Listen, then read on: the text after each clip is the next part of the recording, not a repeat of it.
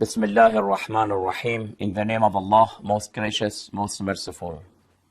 We are talking about the women's rights in Islam.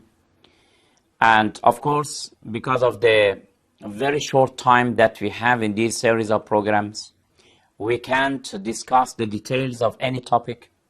Just we show a very general picture of the topic. And of course, we advise our dear brothers and sisters to do more researches about any of the topic, and they can have access to the Islamic references, very authentic references through the web and virtual libraries. Today we want to answer to a question about women's rights, and that is the issue of dowry. As-Sidaq, the Holy Quran in many verses is pointing to this issue. When a man marries a woman, in Islam, it is said that something, it can be in the form of cash or in the form of land or property or house, should be appointed as dowry, and this is the right of the woman. What is it, and what is the philosophy behind it? We have to give you a very short introduction. Before Islam, in the age of ignorance, the Arab in those days, when they wanted to marry a girl, for example, they were giving some money to the parents of the daughter, as if they were buying the girl from her family, and then they paid the price for that. Islam came and abolished a lot of other oppressive traditions regarding the issue of marriage. But one thing is emphasized by Islam, and that is the issue of dowry. First of all, dowry is exactly a right for the woman herself, not for her parents. And dowry is not, in fact, the price of the woman, not at all. What is it for? You see, when a man marries a woman, of course, usually the life is very good. They live together, and they have good coordination, cooperation, and very good understanding of each other. And this mutual understanding and the peace exists in that life will continue. And there is no problem. And that dowry, which is in the form of cash or any other properties, will be, in fact, like a debt for the man. As long as the woman has not asked for it, he does not have to pay it immediately. He can accept this debt, and when the woman asks that she wants to receive her dowry, then the man must pay it. What is it for? When, because of any reason, they divorced and they separated. When separation happened in that life, of course, Islam does not like it.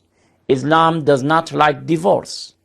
It is permitted, it is lawful, but it is very reluctant in the court of Allah subhanahu wa ta'ala. One of the lawful issue which is not desirable at all is the issue of divorce. But we have to accept the realities. If because of any reason they separated, what will happen? In such situations, man can go and remarry very easily. Man can continue to live and to run his life because he has access to a lot of jobs, a lot of fields that he can enter, and he has the power to run and to manage himself. But what about the wife?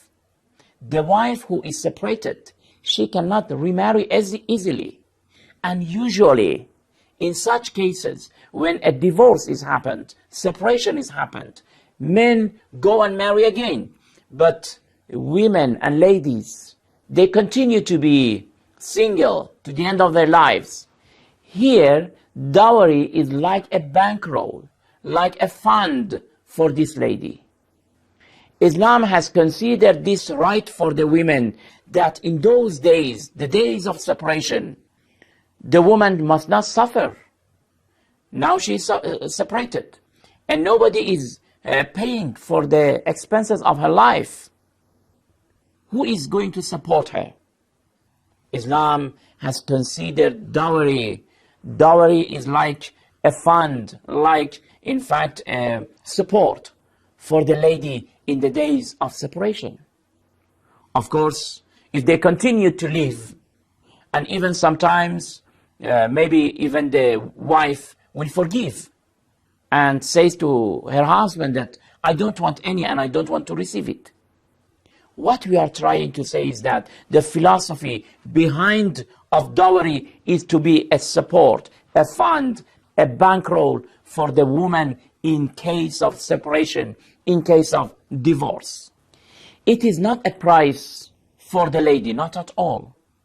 Why don't we say it is not a price? Because when you want to marry a woman, what do you say? Just you recite those sentences that, for example, I want to marry you, and then we have an offer, then we have the acceptance, al-ijab wal-qabul. Even if you don't mention the issue of dowry, marriage will be constituted. Marriage will be created.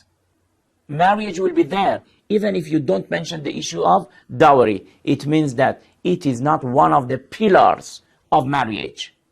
But Islam has regarded this issue just to consider a support for the woman and not for the man, because as we explained, man easily can continue to manage himself, to run his life, even if he marries again, because he has a job, he has an income. But usually ladies, they don't have any support in such cases. Therefore, we see that this is really one of the very helpful, very wise commandments of Islam about the issue of marriage. We will continue to answer to other questions related to the women's rights in Islam. Until then, thank you very much. Wassalamu alaikum wa rahmatullahi wa barakatuh.